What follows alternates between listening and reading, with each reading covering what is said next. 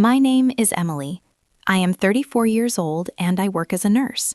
Last month, I attended my stepsister's wedding dinner.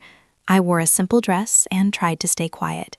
But during the reception, my stepsister stood up, pointed at me, and laughed. "This is my stepsister," she told the groom's family. "She's just a useless nurse." A few people at the table chuckled. I didn't argue. I didn't defend myself. I just smiled. But then the groom's father suddenly started staring at me very carefully, like he had seen my face somewhere before. After a few seconds, he leaned forward and said slowly, "Wait, aren't you the nurse who—" He stopped mid-sentence, and in that moment, the entire table went dead silent. Before I tell you what actually happened, please like and subscribe to the channel, and tell me in the comments where you're watching from. Now, let's begin. The wedding reception was already loud when I arrived. Music was playing, glasses were clinking, and people were laughing around large decorated tables. My stepsister Lily had always loved attention, and tonight she had all of it. The hall was beautiful. Soft golden lights hung from the ceiling.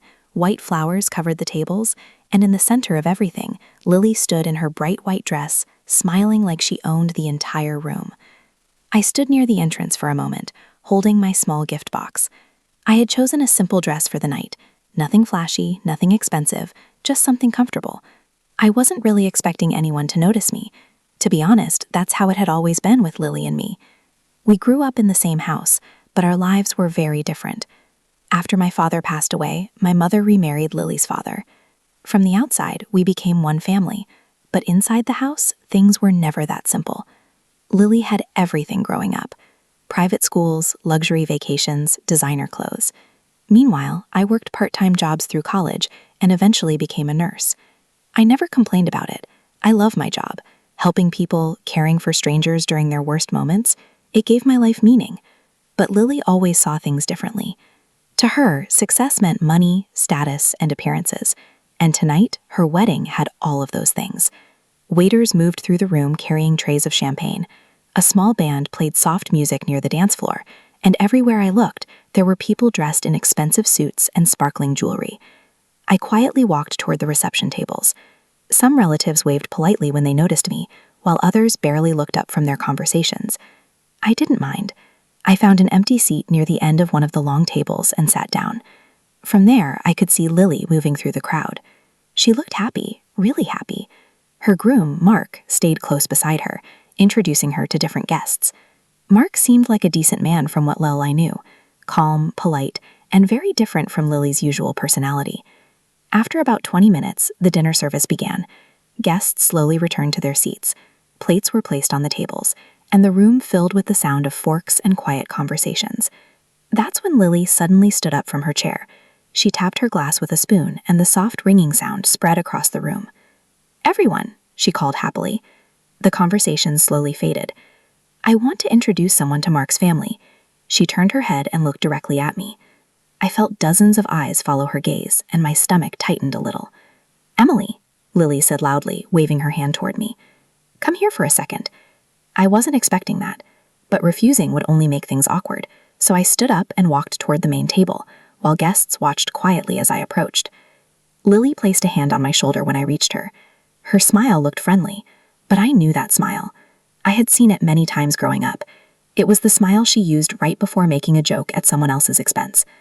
She turned toward the groom's family sitting nearby. "This," she said, gesturing toward me, "is my stepsister."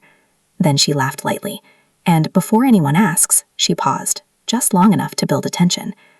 "She's just a nurse." A few people at the table chuckled politely. Someone even muttered, "Oh, that's nice."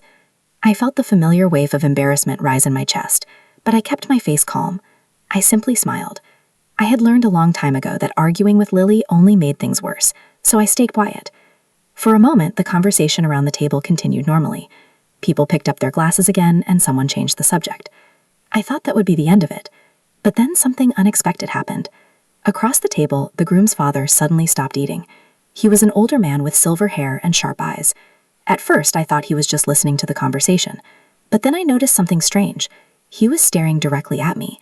Not casually, not politely. He was studying my face like he was trying to remember something important. For a moment, the conversation at the table continued normally. Glasses clinked, people talked about the food, and someone nearby laughed loudly at a joke. But the groom's father looked distracted. He slowly placed his fork down and leaned back in his chair, still thinking about something. Mark noticed the change in his father's expression. "Dad, everything okay?" he asked.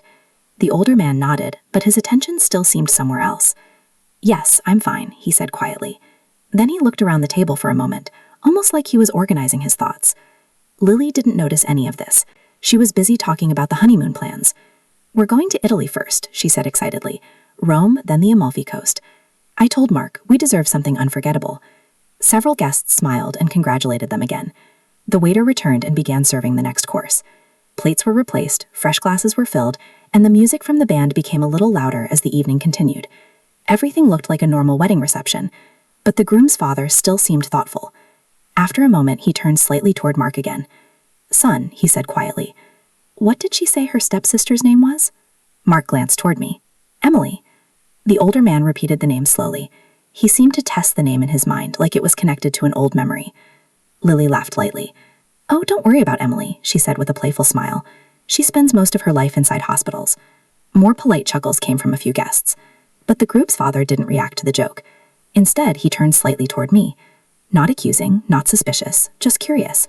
For a moment, he looked like someone searching through old memories. Then he spoke slowly. "I'm sorry," he said politely. "Have we met somewhere before?" The question caught me off guard. I shook my head slightly. "I'm not sure," I replied. "I meet a lot of people through work." He nodded slowly, thinking. "That makes sense." He looked down at the table again. For a moment, it seemed like he was about to say something else, but he stopped, like the answer was still just out of reach. Across the table, Mark leaned closer to his father. "You really think you recognize her?" he asked quietly. The older man shrugged. "I don't know," he admitted. "There's just something familiar." Lily waved her hand dismissively.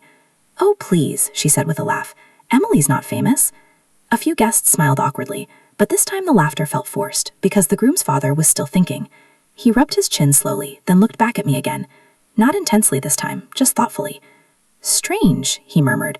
"I feel like I've seen you during a very important moment in my life." The table grew a little quieter. Even Lily stopped talking for a second. But before anyone could ask more questions, the band suddenly started playing a louder song. Guests nearby clapped, and several people stood up and walked toward the dance floor. The attention of the room slowly shifted away from our table again. Lily quickly stood up as well. "Perfect," she said cheerfully. "Time for dancing." She grabbed Mark's hand and pulled him toward the dance floor. Other guests followed. Within a few minutes, most of the room was focused on music, laughter, and dancing. But the groom's father stayed seated for a moment longer. He looked at the dance floor, then back at me, still thoughtful, still searching his memory. Finally, he stood up slowly and said something that made my curiosity grow even stronger. "I'm sure of one thing," he said quietly. "We definitely met somewhere important." Then he walked toward the dance floor to join the others. And for the rest of the evening, I kept wondering what moment he was trying to remember. The music in the hall grew louder. Guests were laughing, dancing, and raising their glasses. For a while, the strange moment at the table seemed to fade away, but I could still feel the groom's father thinking about something. Even from across the room, I noticed him glancing in my direction a few times while people danced around him, almost like a memory was slowly coming back. About 20 minutes later, the band stopped for a short break. People returned to their seats, catching their breath and drinking water. The groom's father walked back to the table and sat down again. This time he looked more certain, like something in his mind had finally connected. He looked at me again, but now there was recognition in his eyes. He leaned forward slightly. "Emily," he said slowly. "Yes," I replied. For a second he didn't speak. Then he asked something that made the entire table pause. 3 years ago, were you working at St. Mary's Hospital?" My heart skipped. "Yes," I answered carefully. The older man exhaled slowly, like a puzzle piece had finally clicked into place. "I knew it," he whispered. Mark looked confused. "Knew what, Dad?" The groom's father turned toward his son. His voice was calm but emotional. 3 years ago," he said, "I was in a terrible car accident." The room grew quiet around us. "I was rushed to the emergency room in critical condition," he continued. He paused. "The roads were blocked that night because of a massive protest downtown. Most of the doctors were delayed trying to get to the hospital." Several guests leaned closer, listening. "For nearly 6 hours," he continued slowly, "there was only one nurse who stayed with me." He pointed gently toward me. That nurse was Emily. The table went completely silent. I felt dozens of eyes turn toward me. He continued speaking, his voice filled with gratitude. "She monitored my breathing, checked my pulse, kept talking to me so I wouldn't lose consciousness." He looked at Mark. If she had walked away even once, I might not have survived until the doctors arrived. Mark stared at me in shock. You saved my dad? I shook my head slightly. I was just doing my job. But the groom's father shook his hand firmly. No, he said. You did much more than that. He turned slowly toward Lily, and his expression changed. The warmth in his voice disappeared. You introduced her as just a nurse, he said calmly. The room was silent now. No one left, no one moved. You shouldn't say just a nurse about someone who saves lives. Lily's face turned pale.